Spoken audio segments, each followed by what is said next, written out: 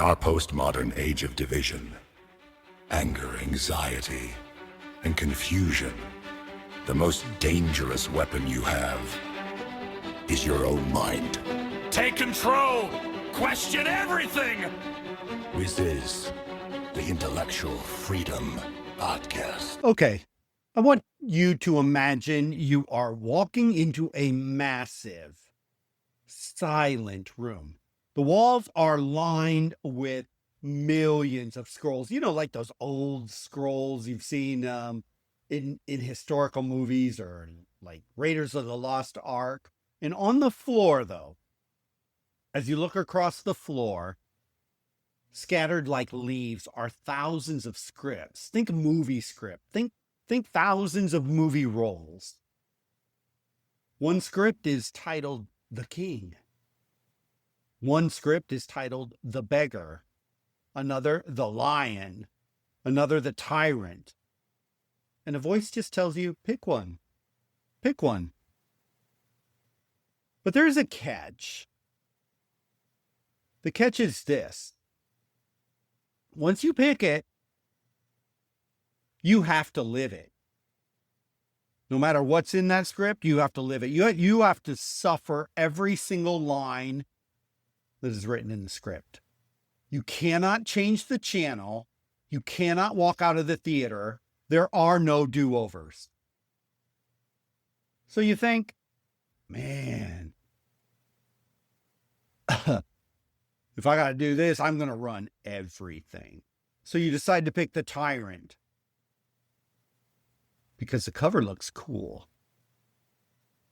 That script is pure leather, Italian leather, gold embossed, elegant. Doesn't hurt that, well, being the man promises wealth and power, but as with everything, that snap surface decision has consequences. Because unfortunately, you didn't realize, because you didn't read the whole thing, you saw the flashy cover, that on page 50, that you're destined to eat your own children. By then, though, it's too late. The script is running. So a general question, if I place you in a room and you could change the script of your life, what would you choose? Do you have the wisdom to pick up the right life? Or will you be dazzled by the flash? Will you grab the shiny object? Movie star, maybe. Social media influencer. Tech titan billionaire. President of the United States. Which shiny object? Which one would you choose? If you could do anything. This isn't hypothetical. According to Plato, this is the final exam of your soul. Welcome to the end of the line. Welcome to the myth of Get back to it, I promise. But first, welcome back. You have made it. The end, the final book inside of Plato's Republic. It's been, oh my goodness, about 2.5 months, week by week. We have been ripping through Plato, sometimes slogging through Plato, but we made it. And if you've been along the entire time, like many of you have, congratulations. I mean, told you in the first episode, this was not going to be easy. And if you read along the entire time, wow, just wow. Kudos to you. Kudos to you anyway, if you're just following through on the podcast, because you're exploring something deeply. And if I'm going to be honest, I'm super happy myself and stoked that this is finally the last episode. I'm ready to close that book again. I'm so glad I did it. I've really enjoyed myself personally going back through this and diving into it more. But however, if you're just brand new and you just somehow stumbled upon us today, welcome. You can always start over from the first episode in this series, or heck, if you just prefer, stay right here and enjoy. I'm just glad to have you. But think back about the road we've walked together. Here's the huge overview in 30 seconds. Book 1, we started down the Piraeus, remember? We're arguing with Thrasymachus and whether justice is just a scam for suckers or not. So it was decided the topic needed serious consideration, and that took us into books 2 through 4, where we built the city, an ideal city, a just city. We found the tripartite soul, reason, spirit, appetite. Then we moved on, books 5 through 8. We climbed out of the cave. Remember, we saw the sun. We had our red pill moment. We saw truth and reality for the first time, unfiltered. And if we were in a Hollywood film, it would have ended there, happily ever after, but it doesn't. Books 8 through 9, we watched the world collapse, eventually into tyranny. We profiled the wolf and we realized that man with absolute power is actually a slave to his own addiction. We have proved that justice is better for this life. There are no substitutes, but Socrates is not quite satisfied yet. He's looking at the clock.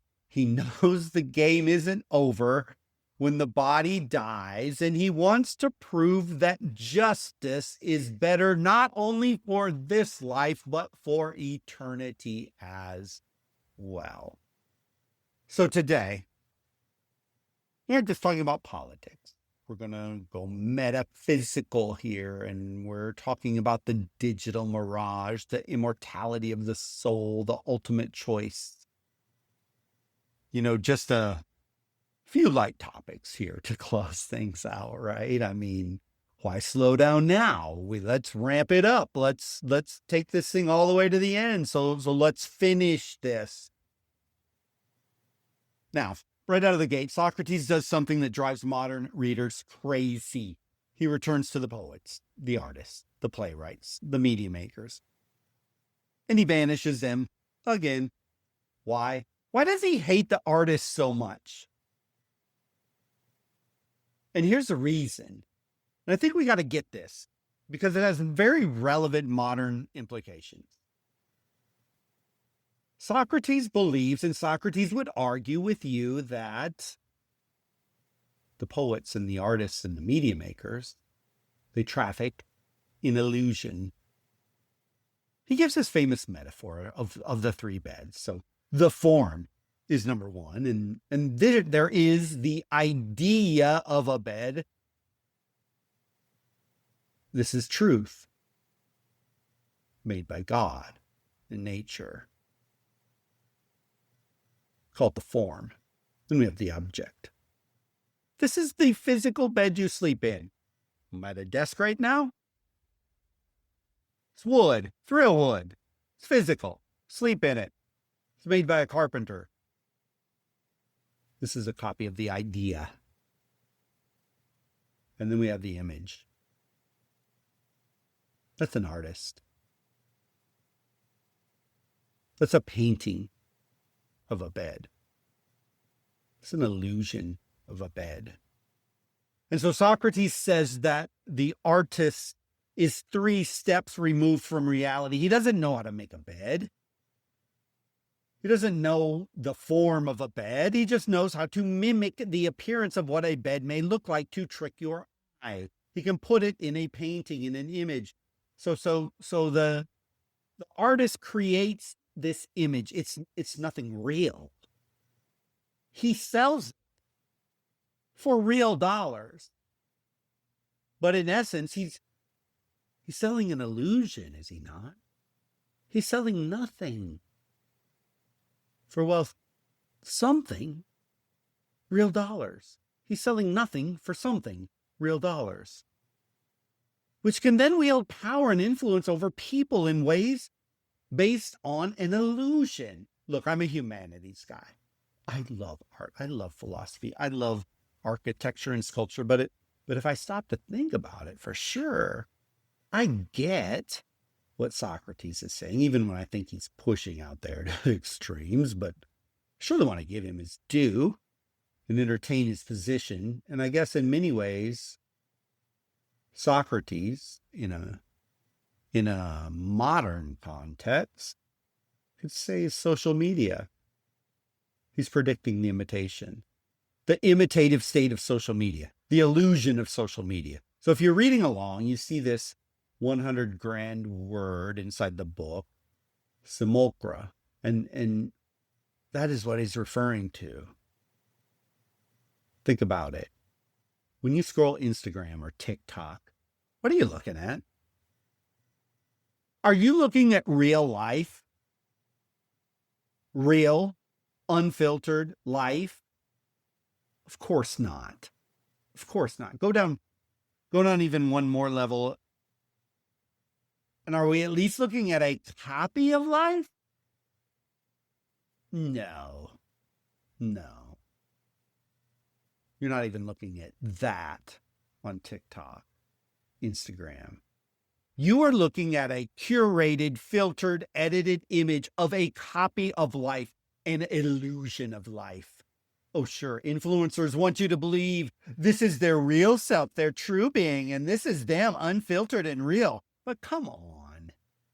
You and I know when the camera is rolling, they are not the same person as they are when the camera is turned off. They're giving you a fictional creation. You are looking at a shadow of a shadow.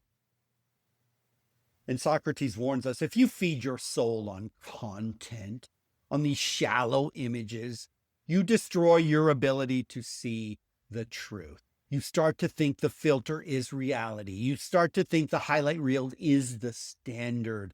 And you become miserable because you're trying to live inside a painting. You're trying to live up to the expectations of a painting. You're chasing dreams and illusions that even if someday you happen to catch one of these dreams, even fleetingly, after you do catch it, you're going to be gravely disappointed. And then you're going to go after another one. Because at the end of the day, at the end of your life, it simply won't. It doesn't matter because it's an illusion. It is not real. But why does this matter anyway? You may be thinking. Tired of this guy harping on this topic. Who cares if we watch trash TV or scroll for hours? Socrates has an answer for you. And he says, because you are immortal, you are gloriously made. He argues that the soul is not like the body. Disease kills the body, but vice, injustice does not kill the soul because it can't die. But what it does do is twist it. And because the soul doesn't die, it will carry those scars, not for a week, not for a month, not for a year, but forever. He gives us this haunting image, the Sea of Glaucus. Imagine a god. And in the Greek Parthenon, there were many, many, many gods. Imagine a god who's at the bottom of the sea, bottom of the ocean for 1,000 years. He's covered in barnacles, seaweed, rocks, mud. His body is just battered by the waves. And if you pull him up from the depths of the ocean, he'd look like a monster, not a god. That's us. That's your soul. Covered in the barnacles of, I want this. I need that. Look at me. I have to buy this. If only I was in charge. This. You get it. Those little inner statements we tell ourselves. Philosophy, deep thinking, is an act of scraping off the barnacles to Socrates. But how? How do you actually do that on a Tuesday afternoon? It's too abstract. It's too vague. Yeah, whatever. Whatever, Dr. Hopkins. Yeah, what I need to do is philosophy and deep thinking. Sure, that's it. Well, it starts with the trade. You have to trade the feed, the internet feed, for the form. You have to put down the phone which is just a machine designed to cover up your barnacles of envy and noise, and pick up that old dusty book. Why? Why? Because books, like the Republic, they are not just paper. They are chisels. They are tools you use to hack away the lies. And once you have that tool in your hand, you go to work on your own life. You know, there's nothing more annoying to me than the individual who's fat and overweight saying, well, all you got to do to get in shape is this. Or the broke person telling me, well, geez, if you really wanted to make a smart financial move, here's what you should do. Or the 4-time divorcee telling me, man, you don't know how to manage your relationships at all. If I were you, this is the way I would do it. Don't go to those. Don't watch video shorts on that. Don't go to TikTok. Don't go to any of that. Don't go to a 23-year-old who's going to tell you how to fix something that they haven't even lived in their own life yet. You don't need that kind of advice. What you need is tried and true wisdom from some of the greatest minds that have ever lived. That's why you go to the books. And that's why you stay away from the superficial fluff. So the ego check, when you get cut off in traffic and you feel that rage, that desire to scream and honk, stop. Use the book. Remember what Socrates said about the lion in your chest? Just ask, is this justice? Or is this just my little ego feeling disrespected? It's the ego. Scrape it off. Let it go. When you feel that desperate need to buy the new car or post the selfie or get the promotion, stop. Use the book. Remember the supermarket of the soul? Do I actually want this? Or have I been programmed to want it by the marketing algorithm? It's the algorithm. Scrape it off. Don't buy it. Don't do it. You turn off the noise. You sit in a room alone with the text, and you let the wisdom of the dead wash away the noise of the living. I promise you, you'll be more calm, more focused, more analytical, more open-minded with a greater perspective. That pause, that moment where you choose the book over the feed, that is how you find your soul again. If this sounds too well, academic guy telling you to read, challenge you, just try it. Substitute that instant gratification, social apps, cable news, other short-term stuff for real tangible knowledge and wisdom that puts you in contact with just you. You do not need to spend $499 on a self-help program. Go to the library, check out a book for free. This will build that mental muscle and scrape away the weaknesses, and then you will see the crazy world in a way that the average person does not, simply cannot see. The myth of This is the grand finale. This is the original near-death experience story. Socrates tells a soldier named who dies in battle. 12 days later, while he's lying on his own funeral pyre, he wakes up miraculously. He's been to the quote-unquote other side, and he's being sent back as a messenger. And he describes this unbelievable cosmic system. He saw souls going up into the sky for reward and down into the earth for punishment for 1,000 years. But after that 1,000 years, they all meet in a meadow. And this is the terrifying part. They have to choose their next life. So this brings us to those scripts. And so the fates take a handful of lots, quote unquote lots, they're called, or scripts, and they throw them on the ground. And the fate says, the blame is his who chooses. God is blameless, end quote. And her watches all the souls, they all step up to choose, hundreds and hundreds of them. The first guy who lived a decent life but had no philosophy in his life, he runs up, he sees the script titled Absolute Tyranny. He sees the wealth, he sees the power, he sees the shiny cover. He grabs it immediately without thinking, and only after he chooses it does he read the fine print. Destined to eat his own children and suffer terrible miseries.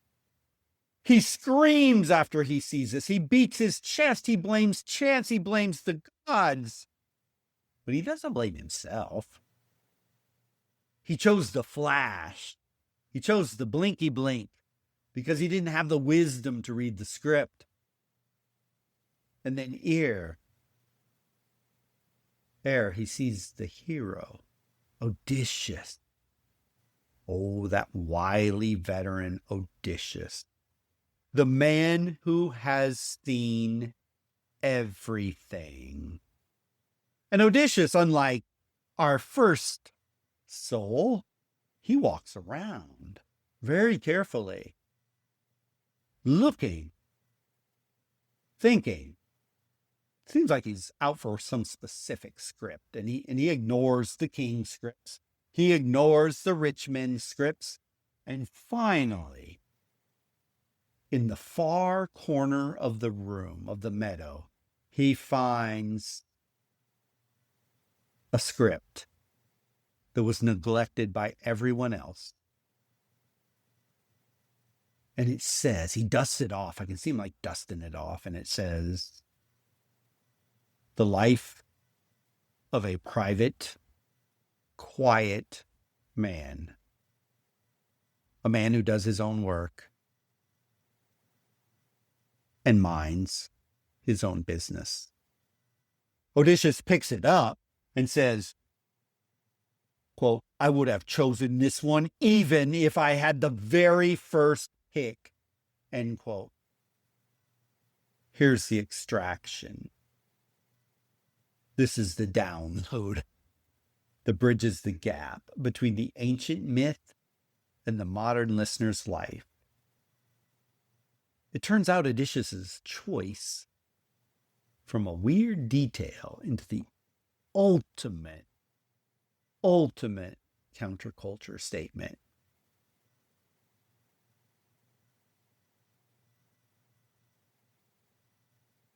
I would have chosen this one even if I had the first pick.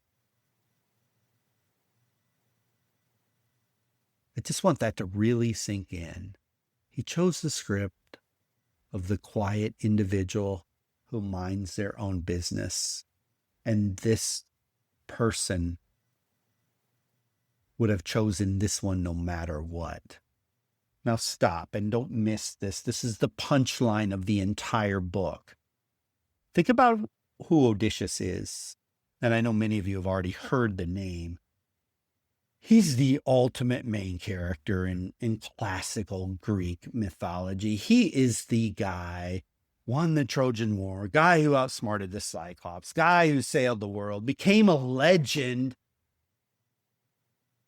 He has main character syndrome written into his DNA. He has seen some stuff. He has done some stuff. He has accomplished some stuff. He's also suffered some stuff. Serious stuff. But when he sees the scripts on the floor, he walks right past the king. He walks right past the rich man. He walks past the general. He picks up the script of a private man who minds his own business. Why? Because he's the only one in the room who is actually awake. he has suffered out his ambition. He has realized that the big life, the life of the influencer, the CEO, the politician, it's actually just a trap. It's a stress. It's vanity. It's paranoia. It's all wrapped up in some shiny, pretty cover. And he realizes boring life, the quiet life of just doing your work, loving your family, staying out of the spotlight, doing what you love to do. It's the only life that's free. It's the ultimate red pill.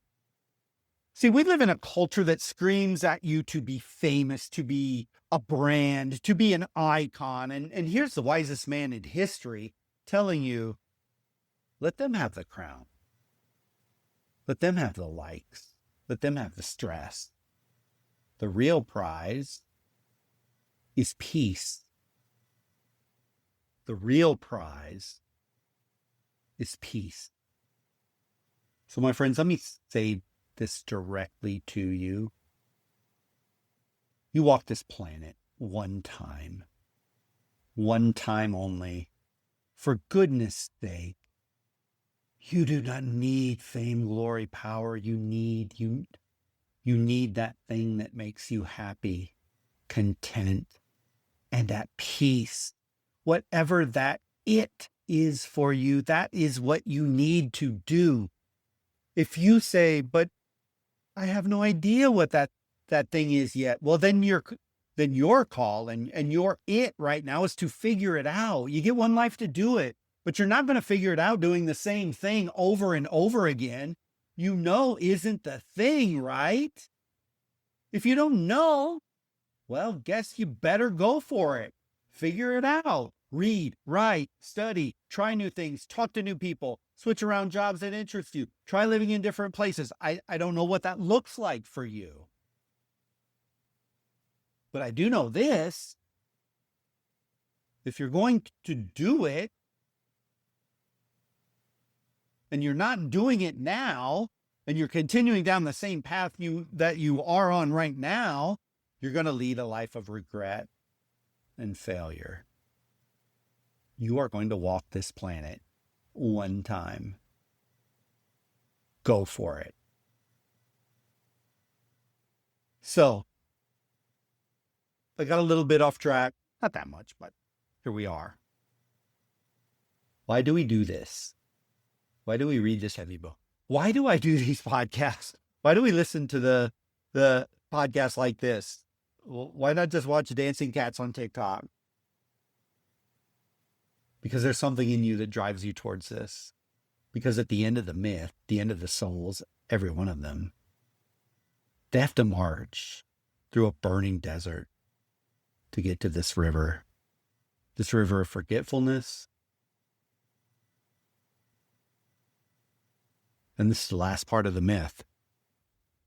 So they choose their life. They're led to this river. It's so hot and it's so burning. And so every one of them are thirsty as they approach this river. They're exhausted by this point. And they're told to drink. But here's the trick. They're told if you drink too much, you'll forget everything you have ever known in your past life. Forget the lesson, forget the wisdom. And what do you suppose would happen if you lived an entire life, died, and then your entire mind is wiped clean of all experiences, all knowledge, all trials, all tribulations, all that stuff that you went through? It's all wiped, gone. It's as if you're starting over from scratch again. And you're born with your new script. Do you suppose there's a very high probability that in your next life, you would probably make the exact same mistakes again that you had made in this life? You would revert back to the same average sheep status quo existence? You think you'd be right back status quo and then suffer the same misery or regret? Probably so. Probably so. You don't even have to die, have your mind wiped, and come back. Some of you have been doing the literal exact same thing for years, some of you decades, and you know it's not what you want to be. You're not where you want to be. You're not doing what you want to do, but yet it's like you went down to this river and you overdrank and you're back in the same spot that you were before. But Socrates, the philosopher, the man who has trained his reason, says those that have the intellect will drink just enough to survive. They're not going to let the appetites overindulge them.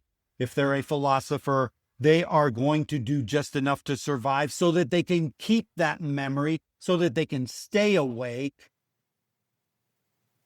And this is the why. This is the why. You need your mind. You have to sharpen your mind. Without your mind, you have nothing. We live in a world that is designed to make you numb, make you forget, make you focus on inane stupidity or outrage bait or just zombie walk to, well, just forget and comply. The algorithm is like that river. The 24 news hour cycle is a burning desert. Everything is trying to make you forget who you are, forget what is good, and forget that you have a soul. Deep thinking is the act of remembering. We read so that when we stand in that meadow, when the scripts are thrown down in front of us, we don't just automatically, without thinking, grab the tyrant. We have the wisdom to pick the good life. So this book is closed. The Republic is finished. But the choice is yours. We're all standing in this meadow. Make good choices. Stay alert. Stay awake. I'm Dr. David Hopkins. I want to thank you so much for taking this journey with me, and I will see you in the next series.